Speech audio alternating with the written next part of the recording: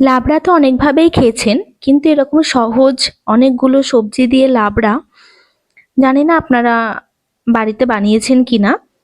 এই লাবড়াটা কিন্তু যেরকমই সহজ উপায়, সেরকমই কিন্তু খেতে দুর্দান্ত স্বাদ। ভাত, রুটি, খিচুড়ি সবকিছুর সাথেই খুব ভালো লাগে।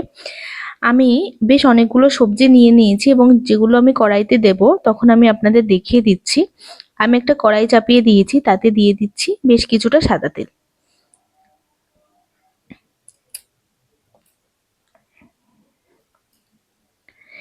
নমস্কার, কেমন আছেন আপনারা? আমি পিয়া আর আপনারা দেখছেন পিয়াস কিচেন। আমি কিছুটা বিউলির ডালের বড়ি ভেজে তুলে নেব। লাবড়া কিন্তু অনেক ধরনের হয়, কিন্তু বিশেষত আমাদের ভোগের লাবড়াটাই বেশি পছন্দ হয় এবং অনুষ্ঠান বাড়ির দুপুরেও যে লাবড়াটা হয় সেটাও কিন্তু খুব ভালো লাগে। সেটা হয় হচ্ছে আমিষ মাছের মাথা দিয়ে, কিন্তু আমারটা কিন্তু সম্পূর্ণ নিরামিষ।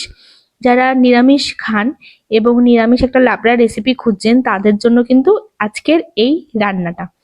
আমি ওই বিউলির ডালের বড়িগুলো তুলে নিয়ে একই তেলের মধ্যে একটা তেজপাতা আর বড় এক চামচ পাঁচফোড়ন দিয়ে দিলাম।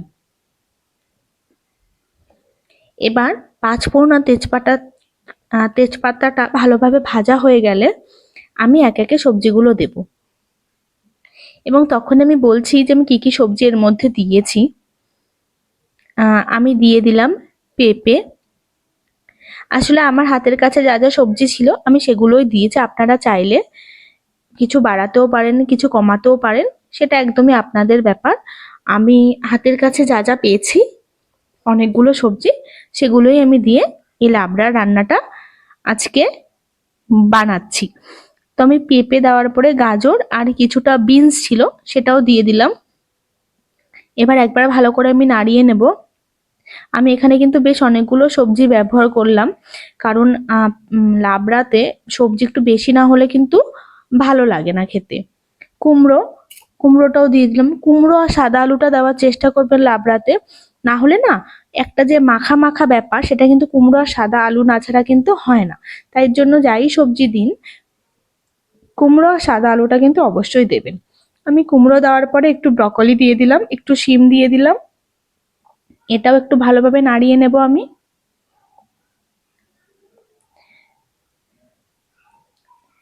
এবার আমি একে একে যে সবজিগুলো একটু দেরিতে সেদ্ধ হয় সেগুলো একটু আগে ভাজছি। একটু ওগুলো ভাজা হয়ে গেলে তারপর আস্তে আস্তে বাকি সবজিগুলো আমি দিচ্ছি। এখানে আমি একটু উচ্ছে, একটু এমনি সাদা ডাঁটা আর সাদা আলু দিয়ে দিলাম।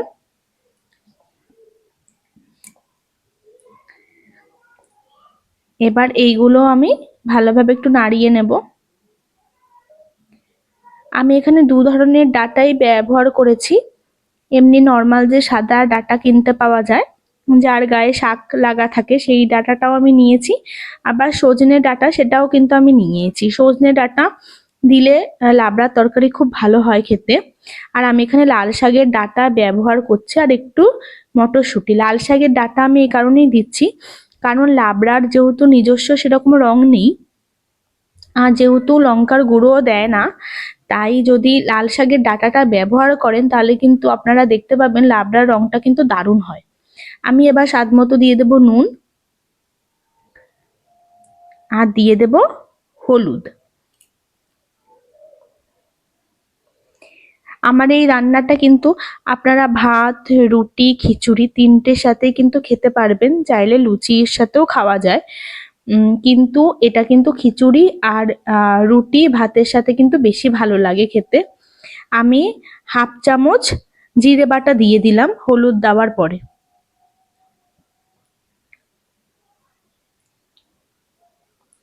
জিরে বাটা, হলুদ, নুনটা দিয়ে আমি ভালোভাবে সবজিগুলো একটু নাড়িয়ে নেব।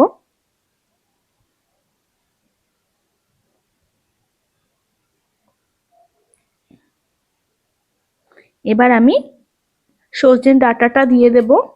আর আমি লাবড়া তরকারিতে একটা মাত্র উচ্ছে দিয়েছিলাম, আপনারা চাইলে সেটা বাদও দিতে পারেন।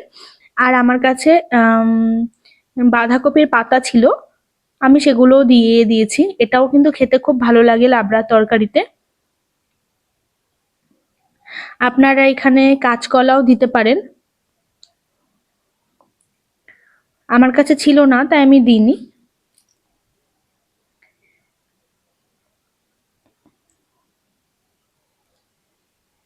বেশ, এবার ভালো করে, এবার কিন্তু ঢাকা দিয়ে ভালো করে এটাকে ভাজা ভাজা করতে হবে, যেহেতু অনেকগুলো সবজি তো একটু ঢাকা দিয়ে দিয়ে না করলে সবজিগুলো সেদ্ধ হবে না এবং ভাজাটাও কিন্তু ভালো হবে না। আমি এবার বিউলির ডালের যে বড়িটা ভেজেছিলাম সেটা দিয়ে দেব।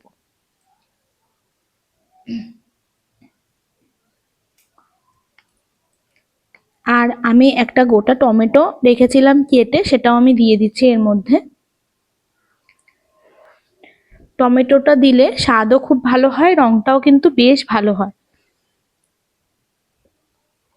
আপনারা চাইলে এর মধ্যে মাছের মাথা ব্যবহার করতে পারেন, কিন্তু আমি যেহেতু নিরামিষ বানাচ্ছি তাই আমি কিন্তু কোনো রকম আমিষ এখানে দিচ্ছি না। এবং এই নিরামিষ লাবড়াটা কিন্তু খেতে দারুণ হয়।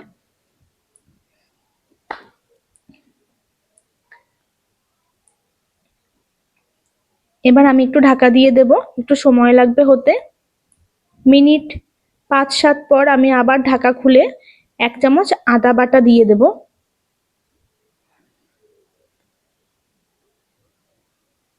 সবজিগুলো কিন্তু ঢাকা দিয়ে দিয়ে করাতে নরম হবে ভালো। লাবড়ার তরকারি একটু গা মাখা না হলে কিন্তু ভালো লাগে না খেতে। যদি ছাড়া ছাড়া ভাব থাকে তাহলে সেই লাবড়ার তরকারি মোটেও ভালো হয় না।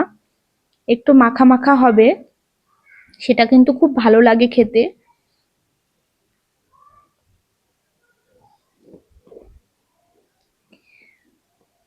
ব্যাস, আমি আবার একটুখানি ঢাকা দিয়ে দিয়ে একইভাবে মশলাটাকে কষতে দেব সবজির সাথে। আমি এবার একটু জল দিয়ে দেব, কারণ সবজিগুলোকে এবার একটু সেদ্ধ করতে হবে। রংটা কি সুন্দর লাগছে দেখুন, এতগুলো সবজি তো এক একটা এক এক রকম রং, খুব সুন্দর লাগছে দেখতে। আপনারা যারা আমার চ্যানেলে নতুন তারা কিন্তু অবশ্যই চ্যানেলটা সাবস্ক্রাইব করবেন, পাশে থাকা বেল আইকনটাও প্রেস করে দেবেন। ভিডিও ভালো লাগলে কমেন্ট করবেন, লাইক করবেন এবং প্রিয়জনদের সাথে শেয়ার করবেন। আর অবশ্যই নিজেও বানাবেন, খেয়ে জানাবেন আমাকে যে আপনাদের কেমন লাগছে রান্নাটা। আমি 1 চামচ চিনি দিয়ে দিলাম। লাবড়া তরকারি একটু মিষ্টি মিষ্টি না হলে কিন্তু ভালো লাগে না খেতে। মিষ্টিটা অবশ্যই আপনাদের পছন্দ মতো দেবেন, আমি মিডিয়াম রাখছি মিষ্টিটা।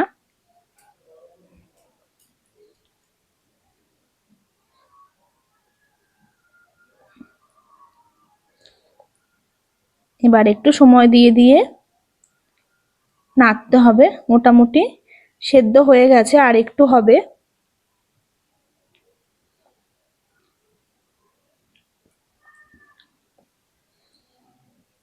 খুব সহজ রান্নাটা, কিন্তু খেতে খুব ভালো হয়। আর অনেকগুলো সবজি থাকায় খাওয়াও কিন্তু ভীষণই স্বাস্থ্যকর শরীরের জন্য।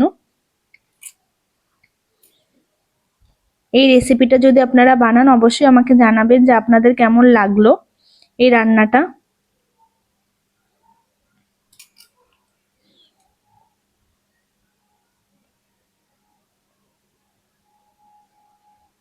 সবজিগুলো কিন্তু আমার একদম নরম হয়ে গেছে। রান্নাটাও অলমোস্ট ডান আমার। এতক্ষণ ভিডিওটা দেখার জন্য অনেক ধন্যবাদ। আমি 1 মুঠো ধনেপাতা দিয়ে দিলাম।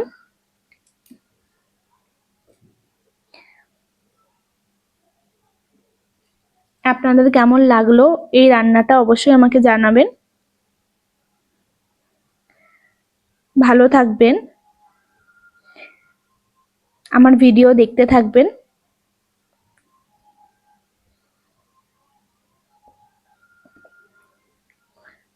আলুও দেখুন কি সুন্দর নরম হয়ে গেছে।